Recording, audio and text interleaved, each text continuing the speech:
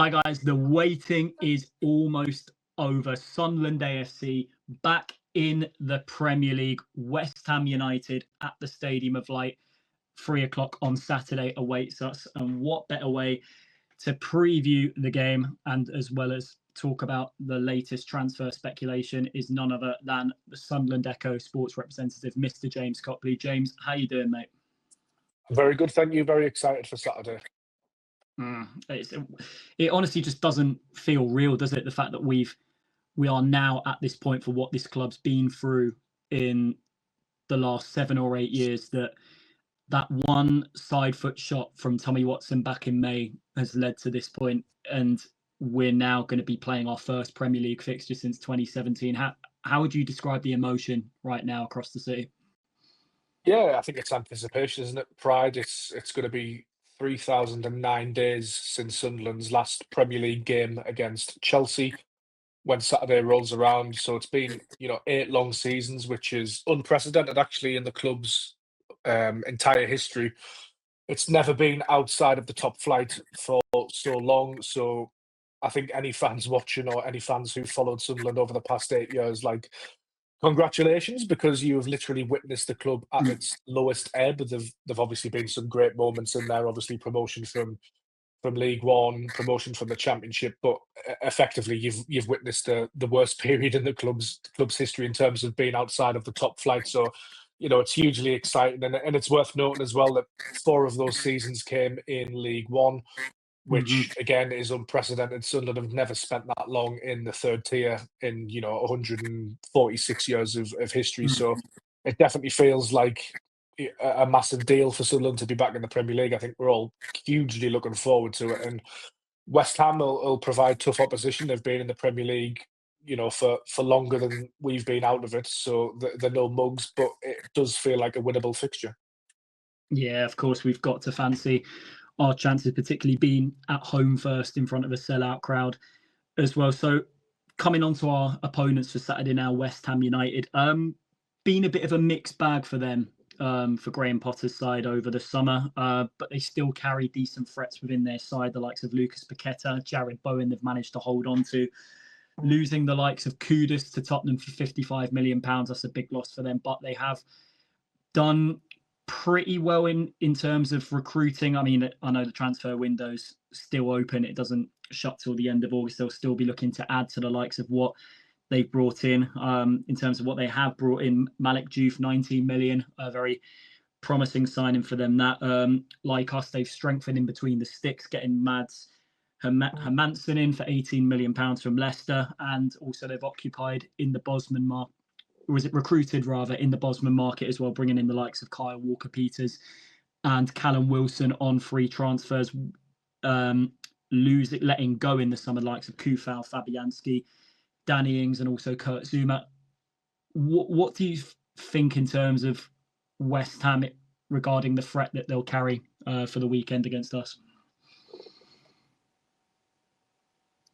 Oh, unmute. There we go.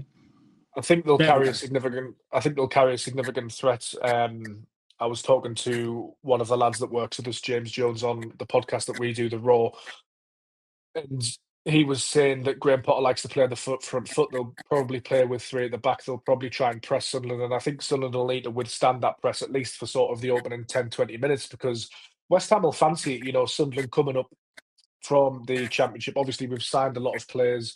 We've had to bed those players in. Is team cohesion going to be a problem for us? There's going to be a sellout crowd as well, which we know could be a fantastic thing for Sunderland, but they'll be saying that if we get into Sunderland, it could also be a little bit of a hindrance. We can quiet the crowd down. So I think Sunderland really need to sort of get through that opening period. Sometimes it can be a bit of a shock to the system, can't it, that first 45 minutes in a new league? But if they get through that, I think they'll grow into the game. I think they'll become more comfortable. West Ham have got some good players, Full Crook up front is a decent striker. As I say, a lot of these players have been in the Premier League a long time. They've got a lot of know-how. I know they finished, 16th or 16th, 15th last season under Graham Potter. Graham Potter's a manager I really like. He's obviously very tactically astute, tactically aware, did very well with Brighton. Obviously didn't work out at Chelsea, but he's no mug, and it'll be interesting to see Labrie sort of pit his wits against Graham Potter. I'm told Graham Potter likes to change formations during games, so that's probably something to look out for as well in terms of the tactical battle. But it's an interesting fixture. However, while I don't want to write West Ham off, I'm sort of bigging them up there. But as we said, it is definitely a winnable fixture, isn't it? Like when this fixture came out, when the fixtures were released, we all looked at this and thought, oh, at home against West Ham, we can definitely target that as maybe as a point or 3 points. And that's no disrespect to West Ham. That's with the acknowledgement that they've been a Premier League team for a long time. But given the season they had last season, you've got to target games like this. In terms of how the season goes, nothing is won or lost on the opening day. But you get that feeling that if Sunderland could get a result, then that just might springboard them to do decent things into the season. Whereas West Ham don't get a result, they could be looking at a bit of a season of struggle. So it's a bit of a sliding doors moment as well. A little bit of a stat for you though, Jacob. Sunderland haven't won on the opening day in the top flight since 2009. So records are there to be broken. 1-0 away at Bolton Wanderers, wasn't it, Darren Bent? Yeah, I believe so. Yeah. Yeah, records are there to be broken though. Records are there to be broken. I think obviously we've seen over the years with Sunderland Premier League sides that handling pressure at home in that division can be so tough. But I think there's just a real momentum and difference about us now under Reggie Debris. I mean, it's a big job on his hands trying to integrate and get those new signings to gel quickly. But the faith is there that he'll have, the ability over time to do that at a quick pace, and the team spirit. Granit Xhaka coming in, £17 million from Bayern Leverkusen, part of an invincible winning Bundesliga side 2 years ago. Him coming in, making him captain straight away. Big statement signing. I think the young players we've got right now, that's just what they need in order to kick on a level. But only time will tell. I think regards to how we'll set up on Saturday, and I think what the fans are just expecting is a high effort, and in terms of what I mean by that is staying in the game for a long period of time, because at that level for a newly promoted team, it's so tough to do. But if we can come out with, I would say, at least a point from that game. You mentioned West Ham playing free at the back, on which you think they'll do under Graham Potter. Then bringing in, is it Jean-Claire Todibo from Nice, £35 million, strong centre half. He'll be a tough cookie to break down. I think if we can come out with at least a draw, I think a lot of fans will snap their hands off and take that now, wouldn't they? Yeah, I think so. And I think the key for Sunderland as well, I mentioned absorbing the pressure, but if they can get their attackers into the game on the counter-attack, I think that's going to be very, very important. I think the game, as you mentioned, probably be won and lost in midfield. When I spoke to my colleague who was a West Ham fan, he wasn't too complimentary about West Ham's midfield, and you just wonder, with the new energy Sunderland have got, obviously 30 million for Habib Diarra during pre-season. He's looked very good with Granit Xhaka anchoring, but also able to play a pass. And then Noah Siddiqui, who's likely to play. He looks really good, doesn't he? He buzzes around in very high energy, high intensity, wins the ball back. Could Sunderland sort of dominate that midfield battle? It's so hard, isn't it, Jacob? Because we know what West Ham's players are like, but we haven't really seen too much of Sunderland's players, barring Granit Xhaka, really, who's now 32. We haven't really seen them play in the Premier League at all. Obviously, Noah Siddiqui and Habib Diarra will be making the Premier League debuts. Enzo Lefebvre, if he plays or comes on, will be making his Premier League debut. So whilst we have an idea of how these players play and what they're going to do, it's so hard until you see them. But I think that midfield area is potentially something that Sunderland could do well in, and I think it'll be very key to how the game goes. And then, the other end of the pitch as well. If Sunderland can get a leg in midfield and they can get Granit Xhaka playing those balls and they can get Habib Diarra bursting forward, if they can get the wingers into the game and then pace up front with either Mayenda or Wilson Isidore on the break, I think they could pose a threat. We saw last season, didn't we, that Sunderland could be very, very good on the break. We saw it in both. We saw it in both the Coventry first leg, and we saw it at Wembley against Sheffield United, didn't we? So if Sunderland could get those pacey wingers into the game, plus the striker with a foothold in midfield, I do think they could pose a threat. The one thing I will say about Sunderland's new wingers, I really like them, Simon Adingra and Talby. I think they're really impressive. I like the way they move. I like the pace. But sometimes I think both of them, from what I've seen, take a few too many touches, and it's been pre-season, so that's been fine. But I'm hoping there's another level for them to go to, if that makes sense, in terms of their output. It might take them a little while to grow into the Sunderland team and into the league as well, particularly Talby, who's never played in the Premier League. But I'm interested to see how those wingers adapt. And if we can get a good game out of them, and the striker, Eliza Mayenda, probably, who is fairly pacey, I think we can definitely cause West Ham some problems. Absolutely. We're going to come on to our summer recruitment now. Obviously, you mentioned some of the names there. Simona Dingra coming in from Brighton, very promising signing with Premier League experience. Jamson Talby coming in as well. Business that we've done this week on a defensive point of view, we're bringing in ex-West Ham defender Masuaku on loan from Besiktas. And also we brought in a player we've been crying out for in a key position, and that is a centre-back who made it into La Liga's team of the season last year, none other than Paraguayan international Omar Alderete. I think that's how you pronounce his name properly. Is it Alderete? I believe so, yeah. Alderete. Correct me if I'm wrong in the comments. How would you say, in terms of the business this week, what's your first reactions regards to that? Well, I think we'll know a bit more because Regis Lebris is speaking at 2:00 today, isn't he, ahead of the game? So by the time your listeners come to watch this podcast on YouTube, we'll probably know a little bit more. But I would suspect that Masuaku, maybe he's an outside shot of being available, but he obviously didn't play the last pre-season game, did he? The centre back, I believe, has only played once during pre-season, so he would probably be an outside shot as well. But you never know. They might have come in and done quite well in training. But in terms of the West Ham game, I think that defensive line is a little bit of a question mark. Obviously, we've got that reinforcement over the line, but whether he plays against West Ham is another matter. You could then be looking at Jensen Seelt playing centre back. You could also have Ronaldo play centre back, and then if Masuaku's fit, you could have him left back or somebody else. Trey Hume's probably definitely going to start right back. So there are a few questions over that back line. I mean, if I think everyone's pretty confident in Dan Ballard, aren't there, in terms of, he could definitely be a Premier League player. Jensen Seelt, if he plays, he's a player I like. I think he has a lot of good physical attributes. I think he's tidy on the ball. Yeah, but we've not seen Jensen too much or hardly at all under Reggie. I mean, he spent the majority of last season out injured, only made one sub appearance coming on against Coventry, but I think now it's a good opportunity for him to thrive under Reggie's management. Well, that's the point, though, isn't it? Is that he's clearly a good player and a talented player, but where is his development going to be served best? Because he barely played in the AFL, as you say. I think he got 22 appearances and then got his injury and played once, as you say, last season. So whilst he might play a part against West Ham, is he going to be, a good option for Sunderland over this season? Will he have to be loaned out so he can sort of get that run of games under his belt? As I say, I like him. I like his physical attributes. I think he's very calm on the ball. I think he's got all the potential to become something quite good, but he just needs that little bit of experience. I think Sunderland may well see it differently. They may well see him in training and think, actually, we can have this guy around the squad. He's going to be a good option.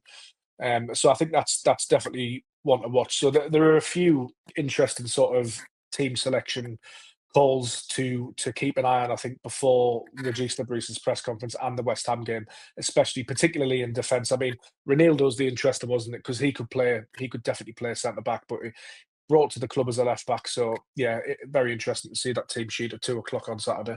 Yeah, absolutely. In terms of other areas we've strengthened as well, we have to mention Robin Roof's coming in.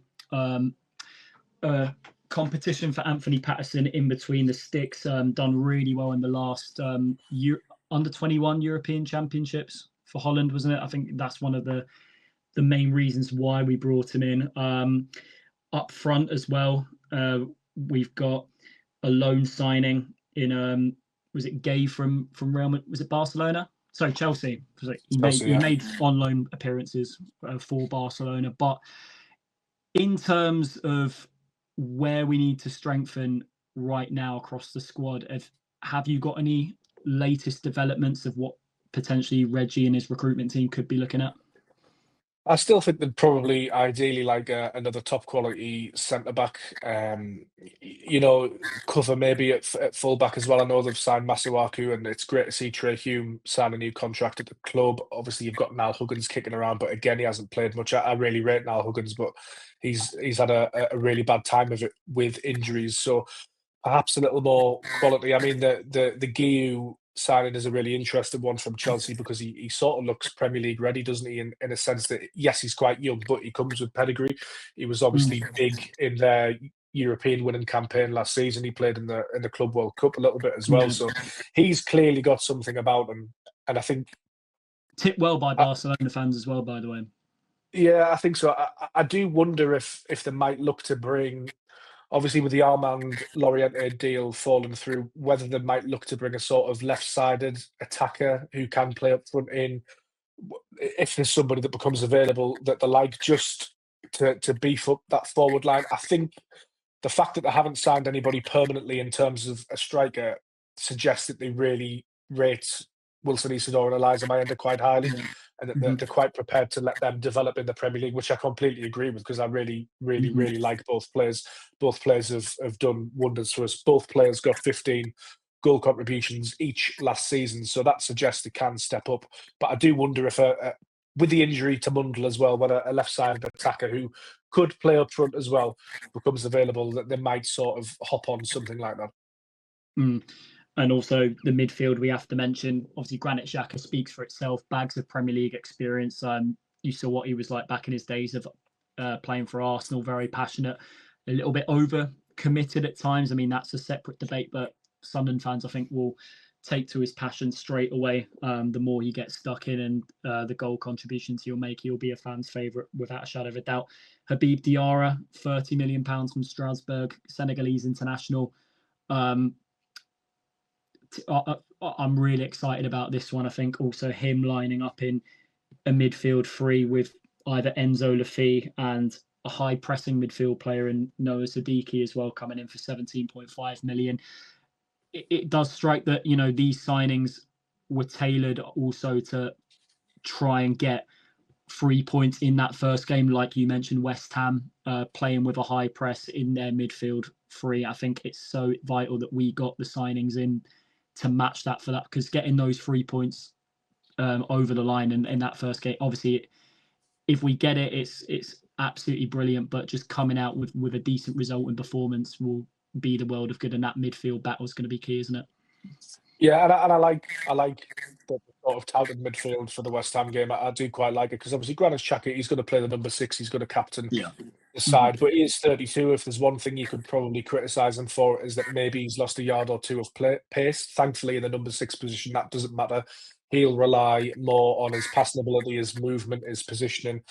However, the two lads playing in front of him, Noah Siddiqui and Habib Diarra, are very young, very energetic. They've got great physical attributes. They look like they can both run all day. So I think that midfield balance is really important in the sense that what Xhaka doesn't bring, which is loads and loads of energy and running, Habib Diarra and Noah Siddiqui can bring. But what Noah Siddiqui and Habib Diarra maybe don't do yet in terms of game management, in terms of knowing where to be, in terms of being able to guide others around the pitch, I think Granit Xhaka really, really brings that. So in terms of the balance, I think that's definitely a strong point for Sunderland. And then in midfield as well, there is quality off the bench for Sunderland. I don't know if Chris Rigg will make the bench against West Ham just because he's coming back from injury. Although he did play in Sunderland's last pre-season game, so we'll have to see about that one. But if you look at Sunderland's midfield options, you've got sort of Chris Rigg, Dan Neil, and Enzo Lefay in reserve at the moment. I mean, those are 3 fantastic options to have. Hmm. All still relatively young players. I think Lefay is probably the oldest at about 24, 25. Dan Neil, I think, is 23, and Chris Rigg's only just turned 18. I think they've all got development to do, and I think they will contribute to Sunderland in the Premier League. And it's nice, I think, 6 midfielders into those 3 positions is a really good place to be. And then you've got Alan Brown knocking around as well, who could cover or play at fullback as things stand. So I think if you cast your mind back to that season where we finished 16th in the Championship under Michael Beale, that midfield was really worn out. I think it was Pierre Ekwa, Dan Neil and Chris Rigg, and they were just all knackered by the end of it because they played too much football. Now we've got a few more options, and I think that's really important for the Premier League. Yeah, a lot of squad depth, and not forgetting also we've got players to return next month as well in the likes of, I mean, Romain Mundle's a separate debate. I think it might be a tad longer, but the likes of, Dennis Sirkin, Luke O'Nien coming back as well, even more squad depth added will just be the world of good to Reggie and his team, depending on how well we start the season. But even if it's a bit of a shaky start, we know that we've got those players to come back as well, just to add a little bit more competition, which is so crucial. At the top end of the pitch, Simona, I think the front three on Saturday, I think is the most crystal clear regarding how fans think Reggie will set up. I think Adingra on one side, Mayenda, it looks like he's going to play the main striker role. Chamson Talby on the other side. You mentioned about Talby looking a bit raw, taking a bit too many touches at times, but do you think over time he'll be a player playing at Premier League level that will progress quickly? And with Adingra, who's got Premier League experience on the other side for what he did for Brighton, them playing with Mayenda, looking to run onto those through balls being played over the top, potentially from Granit Xhaka, how exciting it's going to be. Yeah, no, it is exciting. I think the three of them up front occupying the three attacking positions, like it could just be beautiful chaos. Do you know what I mean? Like it could be quite entertaining to watch. I think it has also the potential, and I touched on it earlier, to sort of be deeply frustrating as well, because I think particularly the wingers, they are two players who will try things, and I'll never get on a player's back for trying things. But I think they also have the potential to lose the ball quite often as well, which can be fatal in the Premier League. So I'm interested to see how that develops, whether Sunderland have sort of enough on the transition to prevent that. To be honest, I think, during pre-season, I did expect a little bit more from the two new wingers. I'm not writing them off by any means, because they're both exceptionally talented. I think Talby perhaps might be a little bit of a slow burner, in a sense that he is only 20. Obviously, he's come for big money, hasn't he? So there is that expectation that he's going to come in and hit the ground running. But I do wonder if he's going to just need a little bit more time to bed in. But his talent is unquestionable. I mean, if you speak to anybody on the continent, the European football experts, is displaying the Champions League. Is displaying the Champions League last season against Atalanta is talked about regularly. He is highly rated. I do wonder though if Patrick Roberts, I think, is a name that maybe Sunderland fans have not forgotten, but when you're signing wingers for a lot of money, you tend to forget the players that are already there. But I think Patrick Roberts could have a big part to play in this season, and it wouldn't surprise me if Talby needs to come out at some point and Roberts comes in. Again, I think Talby's going to be a good player, but I think he might need just a little bit of time to develop. I hope I'm wrong. I hope he bags a brace against West Ham and never looks back, and we sell him in 3 years for 120 million. Yeah, of course. So coming towards the end of our preview now, first of all, I'm going to give my score prediction for the weekend. You know what? I think this game will surprise a few of the neutrals. I think there'll be a lot of quality in there, but I'm going to, obviously, I would love to predict this to get 3 points, but I'm going to go for a 2-2 draw. And obviously, I'm going to ask your score prediction, as well as how do you think Reggie will, the team that you think Reggie will put out the starting 11 on Saturday against West Ham United. So I think it will be Roofs in goal. I think it'll be Trey Hume right back. I think Ronaldo left back, Sealt, Ballard, Granit Xhaka in the number 6, Noah Siddiqui and Habib Diarra. Right wing Talby, left wing Adingra, Mayenda up front. I think Enzo Lefebvre will come on pretty early in the game. Maybe he's around 60 minutes, and you'll see him use his subs bench. I'm going to go with me heart, and I'm going to say Sunderland win 1-0 at home. Because the only other time I can remember us winning on the opening day in the top flight 1-0 at home was the Tottenham game. So I'm hoping there's a little bit of history repeating itself, because that felt like a really hard game to win at the time, didn't it? And we did it under Roy Keane and never looked back, which just goes to show, doesn't it? So fingers crossed, Jay. Listen, if the Stadium of Light can replicate that 90th minute winner from Michael Chopra that day in August 2007, I think it will be just as good, if not even better, I think, with Yeah.